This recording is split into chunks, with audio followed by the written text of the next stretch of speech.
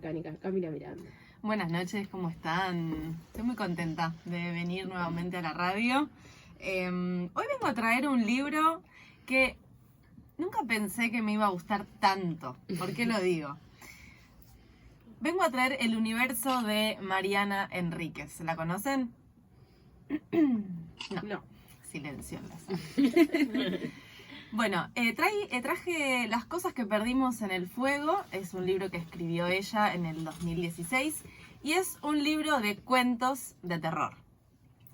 En mi vida me había gustado el terror, me parecía algo que no me llegaba, no entendía cuál era la dinámica, me parecía todo como bastante o demasiado fantasioso, nunca terminaba de entrar en ese código. Y cuando la conocí a ella, esta autora, que es argentina, la verdad, flasheé.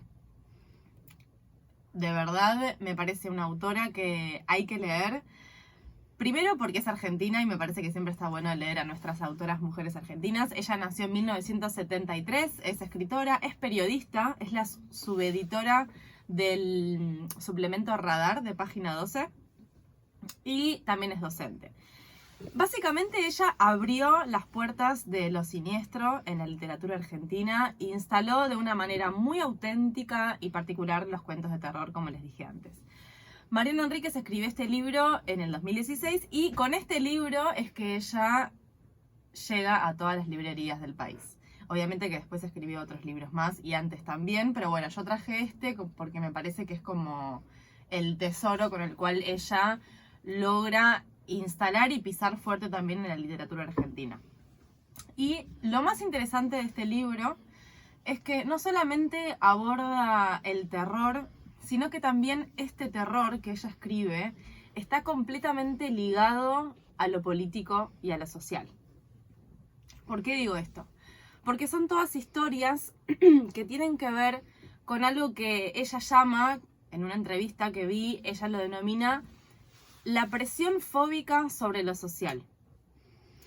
Nosotros podemos entender el terror, por un lado, como género, digamos, en la literatura.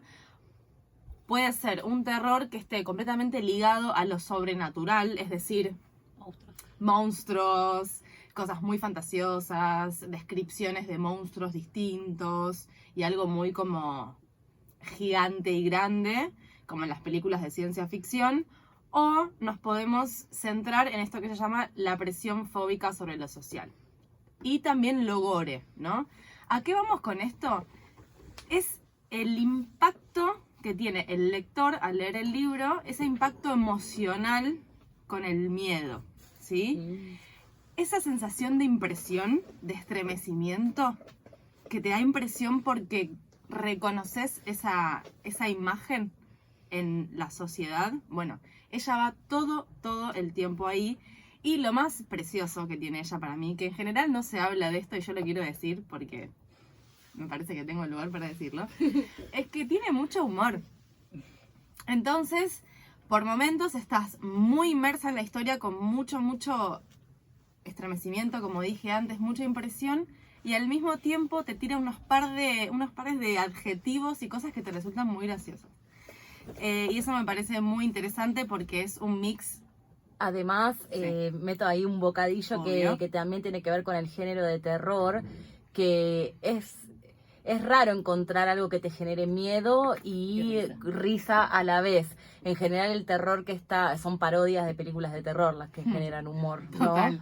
Totalmente. Bueno, esto claramente no son parodias y justamente lo que genera ese humor es un reconocimiento identitario de algo que hayamos visto y que hayamos vivido, ¿no?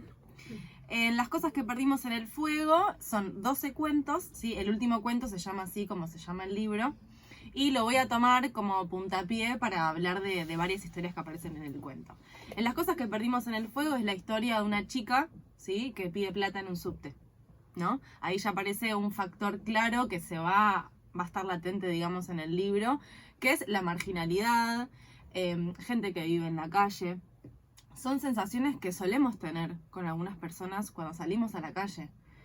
Entonces me parece que esa necesidad de volcar en la literatura, ¿no? Situaciones cotidianas que nos generan terror, Es muy valioso. Esta chica tenía la particularidad de estar completamente quemada. Tenía toda la cara quemada, todo el cuerpo quemado, y ella describe perfectamente cómo la gente reaccionaba ante ella, y ella, y la autora, la protagonista, digamos, de este cuento, le parecía también muy atractivo, era algo como que no podías dejar de ver, ¿no? Y a esta mujer la había quemado un varón, un hombre, ¿no? Entonces en el cuento se empieza a desarrollar una especie de rebelión de las mujeres quemadas, ¿no? Las cosas que perdimos en el fuego. A nosotras, a las mujeres, nos han quemado en hogueras, ¿no? Entonces hay una reivindicación también de esas cicatrices físicas, ¿no? De las mujeres. Y es algo muy interesante porque todas las protagonistas de los cuentos son mujeres. Y eso también me parece que fue un factor muy importante para que Mariana Enríquez hoy en día se consagre, digamos, como una de las autoras mujeres que proponen una narrativa nueva, digamos, en la literatura. Porque siempre en los cuentos, en general también lo que nos da miedo son cosas masculinas, ¿no? El monstruo, el vampiro. Entonces ahora lo que nos da miedo y lo que genera miedo en la sociedad es esa cosa que nos genera al ver una persona que está completamente quemada, que está rasgada, que la gente se asusta, que huye, que no la quiere tocar, ¿no? Eso me parece una bisagra muy interesante de este cuento. Y más allá de lo social y de lo cotidiano y de lo urbano, porque hay muchos factores urbanos en este libro, hay otra historia que se llama El chico sucio, que es otro cuento de un niño que vivía con su mamá, o sea, vivían en un colchón, dormían en un colchón en Constitución, y la historia es de una chica que se muda a la casa familiar, que tiene su familia, que quedó medio abandonada en Constitución, y ella es la única de la familia que quiere habitar en esa casa, y nadie entiende por qué ella quiere vivir ahí en esa zona. Algo muy lindo es que ella cuenta también cierta noción de comunidad que hay en el barrio, y ella en un momento baja y ve que el niño de repente está solo y que no está con su mamá. Entonces lo lleva a tomar un helado. Empiezan a hablar, vuelven a la calle, la mamá no está y ella se lo lleva a la casa. Después lo deja de nuevo en la calle, pero también con una sensación bastante extraña y rara y dolorosa, porque a la vez una siente empatía y a la vez, bueno, tiene que estar con su mamá también. Digo, más allá de las circunstancias, este chico estaba con alguien y era su mamá. Después se entera que hubo un asesinato en el barrio de un niño, y como el niño no lo vio más, ella no sabe si es ese niño o no. Y la muerte fue bastante macabra porque al parecer fue una especie de ofrenda. Ay, no. Y acá es cuando ingresan los santos paganos, ¿no? Nosotros en Argentina tenemos al Pombero, tenemos al Gauchito Gil. Sí, pero digo, los más macabros y siniestros son esos, San la ¿no? Muerte. San la Muerte. Bueno, en el cuento, al parecer, había una especie de altar bastante macumbiado, ¿no? Donde se habían hecho este tipo de prácticas de magia negra, por así decirlo. Sabemos que magia negra igual es medio racista, pero bueno, no sé otra forma de decirlo como para que se entienda, ¿no? Entonces, el universo de Mariana Enríquez comprende, por un lado, toda esta parte social y política que todo el tiempo nos presiona, ¿no? Nos presiona constantemente y nos desafía como seres humanos, ¿no? Y como ciudadanos. Y por otro lado tiene una cosa bastante mágica y supersticiosa, ¿no? Porque también hay cuentos donde habla de casas encantadas, de supersticiones urbanas y rurales. Bueno, el Pombero también era una criatura que básicamente se llevaba a las mujeres y las violaba, ¿no?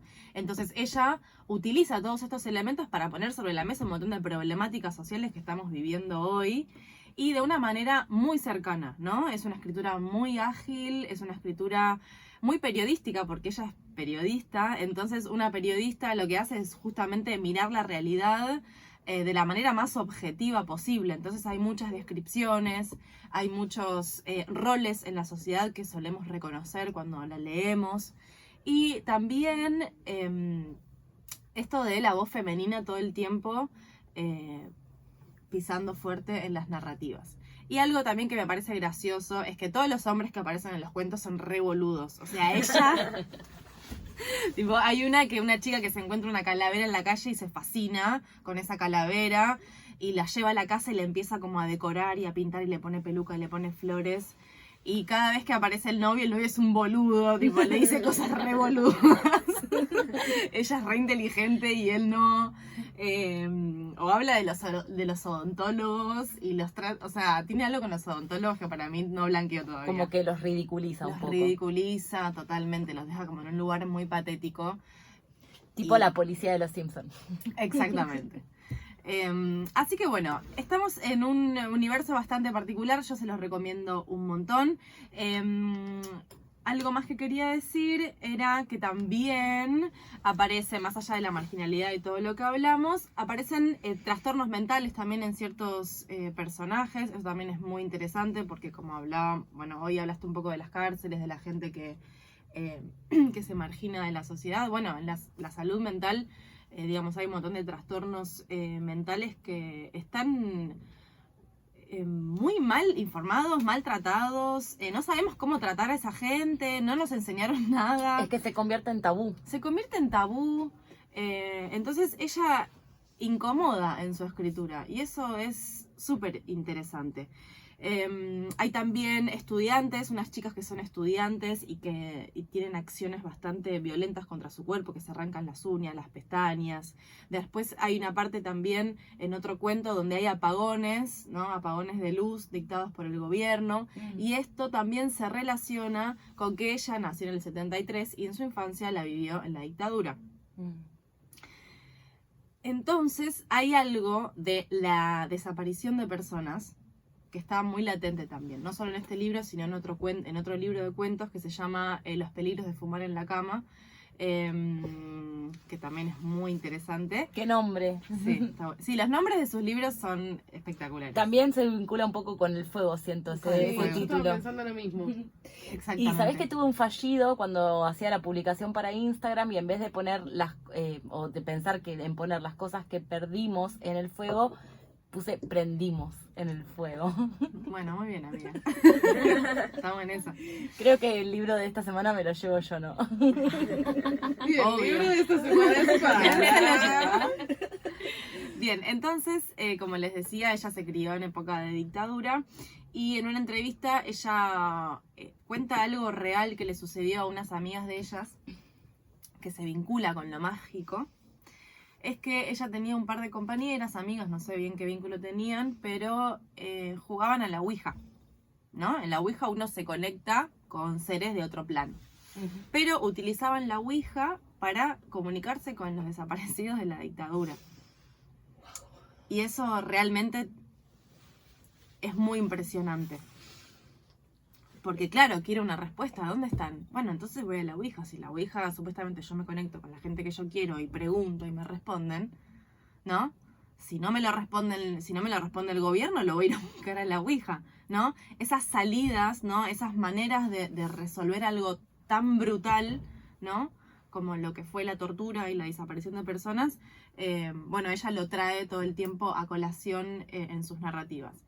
Y más allá de cuentos, tiene una novela que se llama Nuestra parte de noche, que es una novela de terror, que la protagonizan un niño y un padre. Tiene ensayos, tiene toda una variedad también de narrativa que si a uno no le gustan los cuentos o quizás no le gusta el terror, ella todo el tiempo está escribiendo en página 12 suplementos de distintas cosas, ¿no? Habla de autores, habla de pinturas. Y algo también que les quiero preguntar a ustedes es como en qué se reconocen con esta sensación de impresión o de estremecimiento o de terror cuando salimos a la calle. Qué pregunta, Cami, el segundo de para pensarla. Yo creo que a mí al menos me pasa que que a veces me genera mucho más escozor leer o ver, o si no veo una película, digamos, un documental, lo que sea, cosas que están mucho más cercanas a la realidad que todo lo que es fantástico, digo, todo esto del terror y de la superstición y de la cosa muy fantástica hollywoodense, parece que cuando uno van pasando los años y se va volviendo adulto y pierde la inocencia en un montón de cosas, eso deja de dar el mismo miedo que te da cuando sos chico. Digo, no es casual que uno ve ese tipo de películas y hacen todo para que uno tenga miedo, o lee ese tipo de libros y hacen todo para que uno tenga miedo. Sin embargo, cuando tenés conexión con cosas que son más cotidianas, y que es un terror fundado en algo que realmente pasó o puede pasar, creo que es mucho más crudo y más fuerte y a uno le da muchísimo más miedo. Sí, ella logra eso todo el tiempo. A mí, por ejemplo, lo que me aterra, algo muy cotidiano, que me pasa cotidianamente, gritos de mujeres que no sé de qué son, que les están pegando, está gritando porque se cagó de risa y gritó porque no sé, o qué está pasando y no sabes, que escuchás en la calle que una mujer grita y no sabes por qué y no hay manera. Sí. Sí, incluso intervenir en ese tipo de situaciones también genera bastante miedo. Total. Me ha pasado de atreverme a hacerlo porque estaba con una amiga y porque estaba arriba de un auto e intervenir sobre la situación y que la mujer que estaba siendo violentada nos diga no pasa nada, váyanse, y el tipo nos recague a puteadas. Ese tipo de situaciones sí que generan mucho terror. Bueno, nos ha pasado acá con parte del staff, cuando estábamos de vacaciones en Río de Janeiro, de presenciar una situación terrible con una mujer que estaba embarazada y estaba terriblemente desnutrida. Sinceramente uno la veía y no sabías si realmente tenía vida ahí adentro porque estaba en un estado de desnutrición muy fuerte. Y ver toda una secuencia donde personas que vivían también en Río de Janeiro le empezaban a decir porque ella lloraba, porque tenía hambre y un montón de cuestiones, y le empezaban a decir cosas como que ella en un punto se lo merecía y que se tenía que ir de ahí, y situaciones, digo, porque acá en Buenos Aires vemos un montón lo que es la situación cruda de la calle, pero creo que en ciertos lugares de Latinoamérica es muchísimo más crudo y terrible. Y presenciar esa situación, digo, nosotros estábamos yendo a comer a un lugar, estábamos de vacaciones, y tener que comer después de toda esa secuencia y verla a ella llorando y no saber qué hacer y sentirte en el medio de una impunidad tremenda donde encima estás en otro país, no hablas el idioma, no sabes qué carajo hacer, si accionar, si no, a quién responder, a quién acudir, es fuertísimo. Es fuertísimo. Es fuertísimo. Sí, por eso para mí lo interesante de leerla a ella es que te está tratando de decir que en realidad el terror está mucho más cerca de lo que vos crees que está, ¿no? Sí, y no pertenece solo al plano de lo fantasioso o lo que sale de nuestro control, ¿no? Como, no sé, una presencia de un espíritu o un zombie o esas cosas. Bueno, digamos, lo que fue la desaparición forzada de personas, en las dictaduras del Cono Sur, un poco tenían toda la estructura de infundar ese terror. La gente claramente que tenía miedo y todo estaba hecho en función de eso. Por eso a las personas se las llevaban a muchas de noche, o en el medio de la calle para que el resto viera lo que les estaban haciendo. Había algo de eso de amedrentar a la población, porque ¿cómo no te va a dar miedo y terror presenciar una secuencia por el estilo? Y bueno, y todo eso obviamente tenía un porqué, y el porqué era obviamente acallar a la población y que la población sintiera ese miedo en carne propia, porque ¿cómo no vas a tener miedo? Mucho más, digamos, los años subsiguientes que nos enteramos realmente las atrocidades que han hecho, pero inclusive en el momento, ¿cómo no tener miedo si presenciaste algo así? ¿Cómo no quedar traumado, digamos, ¿no? Y ella en varias entrevistas cuenta que es bastante obsesiva con ciertas temáticas y cuando se obsesiona analiza todo eso y después lo escribe, y eso está re bueno porque es algo muy fiel a lo que ella siente y lo que tiene para decir, ¿no? No escribe terror para llegar a un lugar en la literatura o para hacer algo grandilocuente o ser original, ¿no? Justamente no es nada original. Acá vemos una piba en Constitución que vive en un departamento heredado de la familia, que hay un pibe a la vuelta que vive en la calle, y es lo que lo que pueden ver las pibas que viven ahí en Constitución, ¿no? Ujú. Como hay algo de esa conexión muy identitaria que genera mucho impacto y es muy atrapante y también nos hace reflexionar todo el tiempo. Sí, de la cotidianeidad quería agregar esa palabra. Sí, totalmente, sí.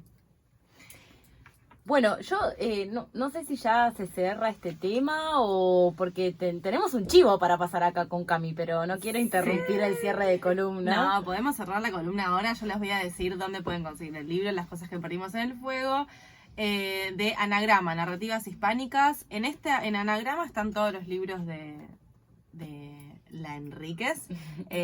Muy, muy recomendable, muy hermosa su escritura. Muy precisa, muy meticulosa. Ella sabe dónde poner el punto, sabe qué contarte, sabe que no, sabe cuándo te quedas con la intriga, sabe todo. Una genia, tiene muchas entrevistas en YouTube. Mañana va a salir una entrevista en el método Rebord, no sé si lo ven. Sí. Mañana domingo a las 20. ¿Por Velo qué le la estoy youtuber haciendo del grupo. el chivo a Rebord? Pero quiero decir, mañana también sale una entrevista nueva. Ella tiene mucha data, no estudió letras, ni es letrada, digamos, así como de toda la vida, pero leyó desde muy chica, escribió desde muy chica, sabe un montón, y del género terror sabe una banda, así que a por ello, hay una clase magistral de ella en YouTube también, así que hay mucha información, por suerte, y algo muy lindo que hace ella, es que ella repostea cosas en Instagram de capaz niños y niñas que en la escuela leyeron cuentos de ella y dibujaron los personajes y ella sube todo eso y me parece muy hermoso porque es también como una manera de demostrar que la obra sigue más allá de la obra en otros formatos y eso es muy lindo. Sí, exactamente. Muy hermoso. Eso que tiene también el arte de un poco significar lo que para cada quien significa, ¿no? Todos leemos un libro, vemos una obra de teatro, vamos a ver una banda, no sé, vamos a una muestra de algo, digo, y a todos nos significa cosas diferentes, y es algo inexplicable que nos regala cualquier género dentro de lo que es artístico, y está buenísimo esto de que a su vez los pibes puedan interpretar, digamos, cuentos que quizás están escritos también para adultos y que ellos estén ahí, digamos, viéndolos de otro lugar. Digo, también por esto que vos decías, que es un terror que tiene mucho más que ver con lo mundano y con lo cotidiano, y no tanto con lo fantástico. Y todo lo que se puede imaginar en su mente, un niño, maravilloso. Sí, es hermoso eso. Hermoso.